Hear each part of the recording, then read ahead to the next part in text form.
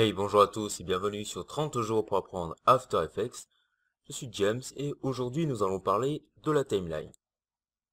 Donc la timeline, l'élément où on peut ajouter plusieurs choses, notamment déjà principalement des calques, des effets sur ces calques et bien d'autres choses par la suite. Donc passons maintenant sur After Effects pour voir tout ceci. Nous voici maintenant donc sur After Effects. Nous avons vu dans les épisodes précédents une petite introduction aux éléments de la timeline. Donc on a vu à peu près ce que c'était la timeline. Donc maintenant on va voir un peu plus en profondeur quelques options de la timeline. Donc je vais d'ores et déjà créer une nouvelle composition. Donc j'utilise les raccourcis CTRL N ou commande N ou aller directement dans composition, nouvelle composition.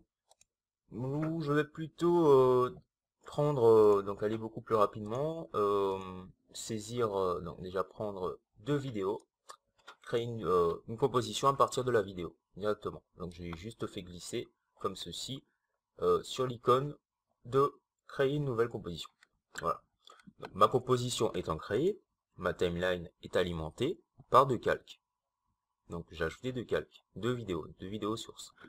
Et donc dans cette timeline, on voit divers petites icônes qui correspondent à des options.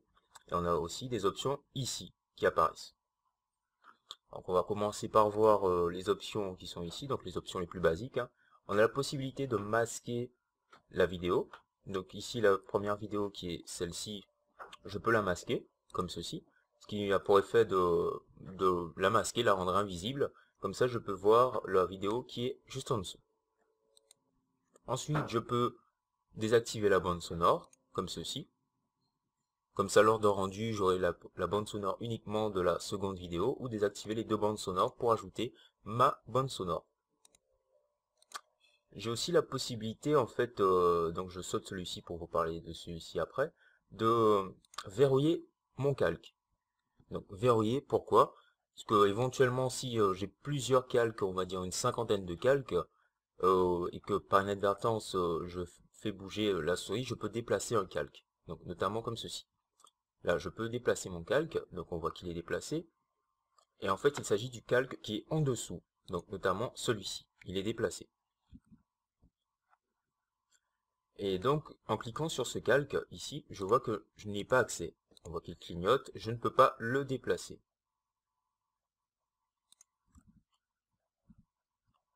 Donc c'est assez intéressant. Ici, une autre option, donc l'option, donc ici l'option solo, qui me permet en fait de ne travailler que sur le calque, le ou les calques qui ont cette option d'activer. Donc je m'explique, je clique ici, et là je vois apparaître le calque qui est juste en dessous. Donc je peux travailler dessus et faire ce que je veux. Ça m'évite en fait d'avoir à masquer tout plein de calques si j'en ai énormément. Ensuite on a l'étiquetage, donc le libellé. Là, en effectuant un clic gauche, j'ai la possibilité de changer la couleur, de changer juste la couleur. Donc ça me change la couleur ici et également ici. Donc ça me permettra, entre autres, pardon, de, en fait, de rassembler tous les calques qui sont utiles à une composition ou tous les calques qui ont le même effet ou le même type d'effet. Comme ça me permet de me repérer un peu mieux dans ma timeline. Après, j'ai le nom source, donc ici, je peux le renommer en appuyant sur Entrée. Il me suffit de saisir, donc j'appuie sur Entrée, et je rappuie sur Entrée pour valider. Voilà. Passons maintenant aux options suivantes, donc qui sont ici. On a une option qui permet de masquer, entre autres, les calques, de masquer des calques en fait. Donc ça me permet en fait, si j'ai une centaine ou une cinquantaine de calques, je serai obligé de descendre dans ma timeline. Donc je m'explique, là je vais dupliquer ces calques plusieurs fois. Et donc les placer un peu n'importe comment, voilà. Et donc là je suis obligé d'utiliser le scroll pour monter et descendre. Et je ne veux pas m'amuser à masquer chaque calque comme ceci. Donc, ce que je vais faire, c'est en fait sélectionner cette option. Donc il me suffit de cliquer comme ceci, ou je peux tout simplement faire une grande sélection comme ceci et cliquer, voilà. Ou encore faire ceci, enfin cliquer, glisser, et voilà. Et donc ces calques ne sont pas masqués, bien entendu, puisqu'ils travaillent en parallèle avec l'icône qui est ici, donc qui me permet de masquer tous les calques. Donc en fait, l'icône, en appuyant sur cette icône, ça va l'activer. Donc en cliquant ici, ça me masque tous les calques pour lesquels j'ai coché cette option. Les calques sont toujours présents, mais ils sont masqués. Ça me permet de libérer un peu ma timeline, de l'aérer un peu. Donc si par exemple, en fait, lorsque vous allez sauvegarder votre projet, donc je rappelle qu'on a vu dans l'épisode précédent comment sauvegarder un projet, en fait, vous allez le rouvrir. Cette option sera toujours activée puisque vous allez sauvegarder votre projet. Donc tous les paramètres enregistrés sont sauvegardés dans le projet. Voilà. On a des options aussi, donc cette option concerne les masques vectoriels, donc on va pas la voir. On a une option aussi qui concerne la qualité du rendu, donc on peut la cocher pour effectuer un rendu optimal, donc les rendus se trouvant ici, donc je vous invite à faire des petits tests de rendu, ça peut être assez bénéfique pour vous. On a aussi une option qui concerne les effets, donc en ajoutant des effets sur des vidéos, je peux les activer et les désactiver, donc désactiver tous les effets en même temps qui concernent le calque, au lieu de les désactiver un par un dans le panneau effets, que l'on verra par la suite. Ensuite, une autre option qu'on ne va pas spécialement voir, une option qui concerne en fait le flou de mouvement, une option très intéressante que l'on retrouve ici notamment. Une option ici qui concerne le flou de mouvement, qui permet en fait de donner l'impression que l'élément est en mouvement lorsqu'on va l'animer. Donc je m'explique, j'ai déjà créé quelque chose, donc je fais cette composition entrer dans ma nouvelle composition, ici, et donc je vois mon texte, je vois un texte apparaître. Donc il est en plein mouvement, mon texte, et pour donner l'impression que le texte, enfin pour donner plus de réalisme à cet effet, il me suffit entre autres, donc déjà, voilà, je vais sur le texte, j'ai activé l'option flou de mouvement, il me suffit en fait d'activer ici, d'appliquer le flou de bouger, voilà. Et donc en cliquant dessus, je vois que j'ai mon effet un peu flouté dû au déplacement. Donc c'est beaucoup plus réaliste. Voilà, contrairement à ça, au départ.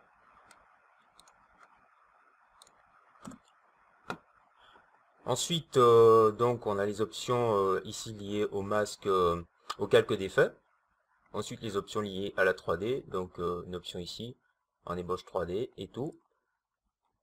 On a la possibilité de parenter les calques, donc de les lier entre eux ou à des objets, à des caméras ou autres.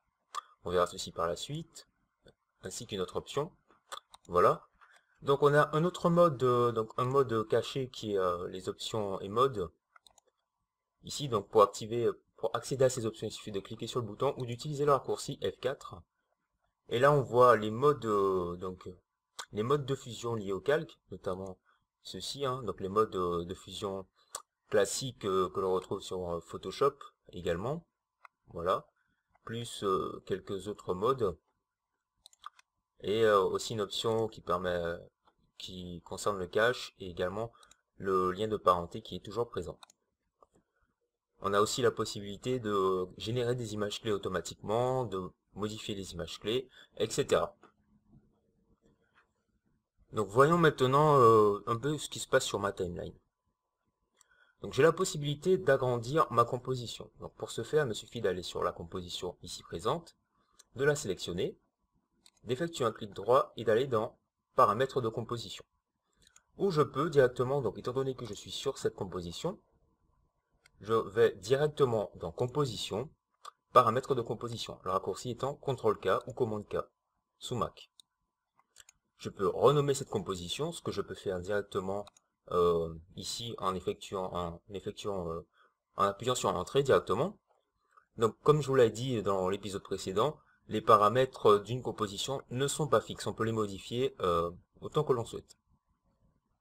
Changer les paramètres, notamment changer la durée, rajouter facilement 30 secondes. Donc en dézoomant ici, je peux voir que voilà, il y a de l'espace qui a été rajouté. Voilà. Donc, voilà mes calques, mon calque, au hasard. J'ai la possibilité de réduire ce calque. Donc je peux le déplacer sur la timeline sans aucun souci. Donc ici, on a deux extrémités donc, qui correspondent aux extrémités là où va commencer la vidéo et là où va finir, enfin l'animation plutôt, et là où va finir l'animation. Donc étant donné qu'ici on n'a rien, et si on ne compte rien ajouter, autant réduire cette partie jusqu'à la partie que l'on souhaite trouver à la fin. Pourquoi? Parce que ça sert à rien de créer une animation avec 10 secondes de blanc, de vide, avec rien du tout. Ça ne sert vraiment à rien. Ça fait, on peut avoir une belle animation et à la fin on se dit bon c'était moche. Tu aurais pu couper la fin. Voilà, donc autant savoir ceci. On peut aussi faire de même comme ceci. Et donc automatiquement ça se bloque. Voilà. Donc je l'ai dit qu'on pouvait déplacer le calque comme ceci. Je peux voilà donc modifier enfin le début du calque.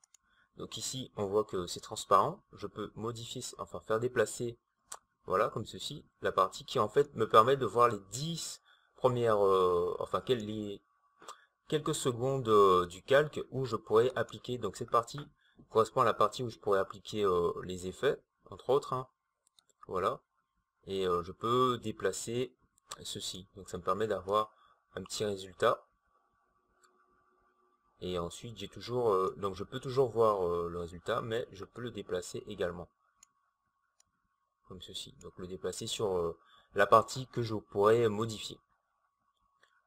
Ensuite, en ce qui concerne les effets que je peux appliquer dans la timeline, il y en a plein. Je peux aller directement ici dans Effets, ou faire un clic droit, donc pour ajouter les effets ici. Et donc j'ai plein d'options qui se proposent, qui me sont proposées. Je peux ajouter une caméra, faire une précomposition avec le calque, aller dans les options, faire un peu de choses. Donc j'ai plein de choses à faire. Voilà, donc cet épisode touche maintenant à sa fin. Vous avez pu voir dans la timeline comment ça se passe en gros. J'espère que maintenant vous ne serez pas trop perdu. Dans le prochain épisode, nous allons parler donc des effets, de voir comment les ajouter et comprendre un peu le fonctionnement des effets. Merci d'avoir regardé et peace out.